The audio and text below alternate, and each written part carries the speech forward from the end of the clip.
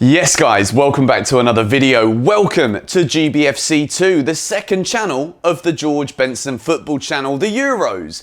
It's a weird one this, because it's the first time I've ever been in a country where a major tournament, the matches are on in the middle of the flipping night. I know I've said it all the time on GBFC about how frustrating it can be at times that Chelsea games are on at 3 AM.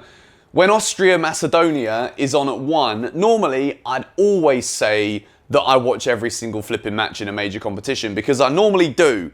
But when it means staying up all night and then the games finish at 5 AM, the dogs awake at 7, Benson would be an absolute goner if I did this for the entire tournament. So today we're going to wrap up England, who beat Croatia 1-0 in their opening game. We're going to talk a little bit about the other matches on the same day as England and also yesterday's games. I apologise that the videos are a little bit erratic in terms of the upload times at the moment, but we will begin by discussing Gareth Southgate's England.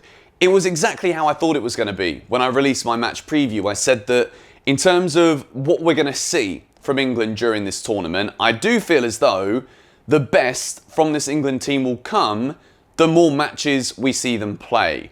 And there were some decisions that I saw from Southgate in that first game were a little bit baffling in my mind. A couple of them vindicated, a couple of them I actually think England would have been better off with Southgate making more of a decision that I think the general consensus and population would have agreed with, such as Trippier, right-footed player, playing at left-back when you got Champions League winner Chilwell and Man United Player of the Year Luke Shaw on the left-hand side. I think Bruno Fernandes won the Player of the Year, but I think Luke Shaw was very close if he wasn't. So Trippier playing at left-back did surprise me a little bit, and it annoyed me in the way that when I saw England going forward down that left-hand side, we were reluctant to put early crosses in the box, which meant that Harry Kane ended up dropping deeper. And I think that if we actually had a Luke Shaw or a Ben Chilwell playing left-back, where those early balls and the more vertical running would have been a little bit more common theme, then I think England would have created more chances. I think Harry Kane wasn't as involved in the game as he would have liked to have been.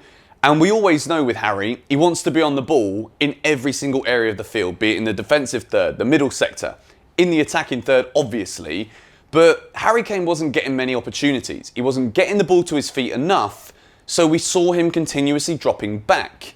And I think without having a natural left-footed player on the left-hand side, I think it inhibited England's ability to actually cut through the lines. And I think at times it was very slow. I know that England won, but as I said at the beginning of this video, I think the best of this England team, the ceiling is incredibly high because of how young we are, how much talent there is in the squads. But I wanted to see a bit more. I wanted to see a bit more energy. I'm absolutely delighted that Raheem Sterling got the winning goal because I'll be honest, I've been very similar to that of other England fans in the build-up to this tournament where I wasn't sure if we'd see Raheem Sterling in the starting 11 because based off of the meritocracy in football, which if you're playing really well for your team, then the chances are you'll start for your country. Based off of that kind of meritocracy, Sterling does not belong in the starting 11 right now. He's obviously been incredible for England over the years, and he's been one of our best players for the past few years, even in the last World Cup, even though he didn't quite square it, but that's a story for another day, or if we get knocked out, we can all cry about that again. But Raheem Sterling gets his goal. Gareth Southgate really believes in Sterling. We know the quality of footballer that we have in Raheem Sterling, and I think that goal could be a massive boost to his confidence in this tournament. And I want to say, my England player of the match was Calvin Phillips. He was another one of those when I said Southgate made a couple decisions, I looked at and was like, what's going on here then?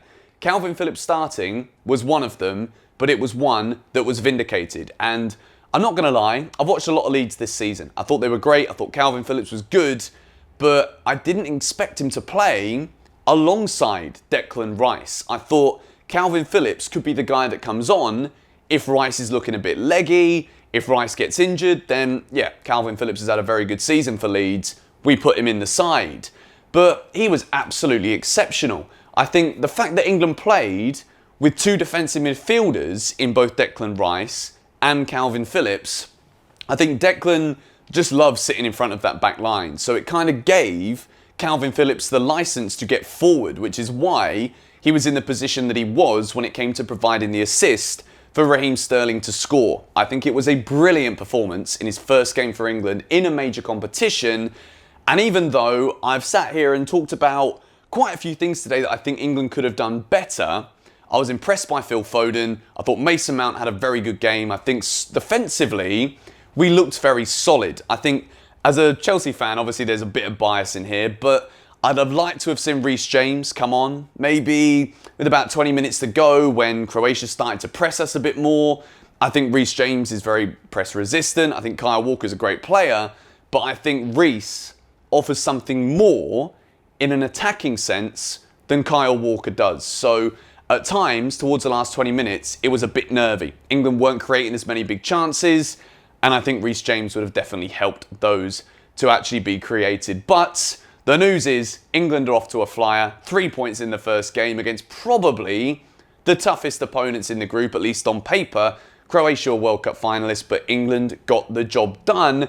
And we move into Scotland on Friday night. And Scotland, if we talk about them for a second, Scotland were beaten by the Czech Republic. And Patrick Schick has scored the goal of the tournament in the first couple of days of the flipping tournament. It was a phenomenal goal. He sees Marshall off the line for Scotland in goal, and it doesn't even bounce before it hits the back of the net. It was a sensational finish, and Scotland's return to a major tournament ends in a bit of a disaster. It was actually quite weird. At Hampden Park, some of the Scotland fans were booing the Scotland players off the field, which, considering it's taken them so long to get into this position in the first place, I do find that a little bit crazy. And it is only game number 1, but Scotland would have wanted to do a lot more than what they did against Czech Republic last night. Czech win 2-0. They go on top of the group. We've got to play Czech Republic last, with Scotland, the game sandwiched in the middle for England. And that wraps up this GBFC2 video. As I said in the last one regarding this Euro 2021 or 2020, whatever you want to bloody call it, series, I want to try and keep this as laid back as possible.